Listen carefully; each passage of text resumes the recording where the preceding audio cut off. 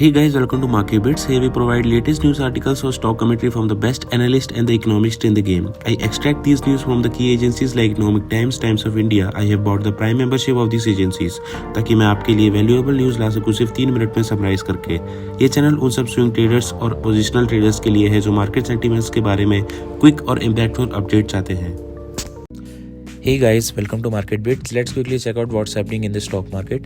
तो सबसे पहले बात करते हैं कुछ स्टॉक्स की जिसमें बहुत मूवमेंट हुई आज, जैसे कि जियो फाइनेंशियल सर्विसेज के शेयर में ज़बरदस्त 6.5% का सर्ज देखा गया, जो हुआ है एनएससी के F&O सेगमेंट में इंक्लूजन की वजह से। एनएससी ने अब 45 नए स्टॉक्स को फ्यूचर एंड ऑप्शंस ट्रेडिंग में ऐड किया है। Zomato, DMart, yes bank, Paytm और LIC जैसे बड़े नाम भी शामिल हैं।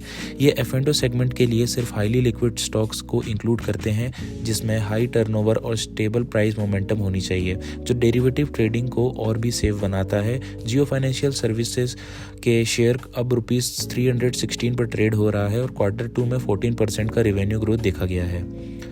नीवा बुपा हेल्थ केयर के शेयर अपने लिस्टिंग प्राइस से 6.24% गिर गया है। BSE पर 73.60 तक आ गया था, जिसने इन्वेस्टर्स के लिस्टिंग गेन को वाइप आउट कर दिया। पहले ये शेयर BSE पर 78 का था, पर 6.1% के हेल्दी प्रीमियम पर था और NSE पर 78 पर डेब्यूट किया। इस परफॉर्मेंस ने इनिशियल एक्सपेक्टेशन को हल्का सा एक्सीड किया, लेकिन गिरावट के बाद गेंस खो गए।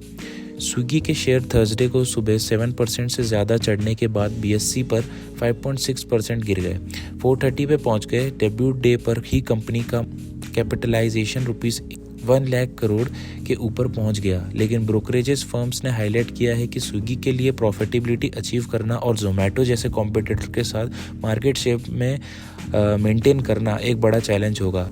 कभी फूड डिलीवरी मार्केट में लीडर रही स्विगी अब एफिशिएंटली ग्रोथ के लिए नए चैलेंजेस फेस कर रही है। PI इंडस्ट्री शेयर्स BSE पर 9% गिरकर इंट्राडे लो 4046 पर पहुंच गए, जबकि कंपनी ने जुलाई सितंबर क्वार्टर में 6% का year on year growth record करते हुए Q2 profit after tax PAT ₹508 crore report किया था। कंपनी ने रेवेन्यू भी ईयर ऑन ईयर बेसिस पे 5% बढ़कर 2221 करोड़ पर पहुंच गया है। हिंदुस्तान एरोनॉटिक्स के शेयर में अब डेली चार्ट पर लोअर टॉप्स और लोअर बॉटम बन रहे हैं, जो जुलाई में ऑल टाइम हाई 5674 तक पहुंचने के बाद गिरावट में है। तब से लेकर अब तक स्टॉक में लगभग 28% का करेक्शन देखा गया है। रॉयल एनफील्ड की मैन्युफैक्चरिंग कंपनी आइशर मोटर के शेयर थर्सडे को BSE पर 7.5% बढ़कर अपने डेज हाइज 4934 तक पहुंच गया। ये ग्रोथ कंपनी के स्टैंड अलोन नेट प्रॉफिट में सितंबर 2024 क्वार्टर में 8% ग्रोथ के साथ 1010 करोड़ पर पहुंच गया है। एनुअल बेसिस पर स्टेडी ग्रोथ रजिस्टर करते हुए आइशर मोटर्स ने क्वार्टरली कंपैरिजन में थोड़ा स्ट्रगल किया। सीजनल इम्पैक्ट के बावजूद टू व्हीलर सेगमेंट ने स्टेडी ग्रोथ दिखाई। टाटा पावर के शेयर BSE पर 2.3% बढ़कर हाई 408 तक पहुंच गया है, जब कंपनी ने अनाउंस किया कि उसकी wholly owned subsidiary Tata power renewable energy ने भारत के सबसे बड़े फ्लोटिंग सोलर प्रोजेक्ट्स में से एक 126 मेगावाट ओमकालेश्वर प्रोजेक्ट कमीशन किया है। ये प्रोजेक्ट जो खंडवा मध्य प्रदेश में है, इसमें दुनिया का सबसे बड़ा इन्वर्टर फ्लोटिंग प्लेटफॉर्म भी शामिल है, जो 260 hectares water body area cover करता है और NHDC ने 596 करोड़ का कॉन्ट्रैक्ट TPREL को दिया है। ये project Madhya Pradesh power transmission को सस्टेनेबल एनर्जी सप्लाई करेगा।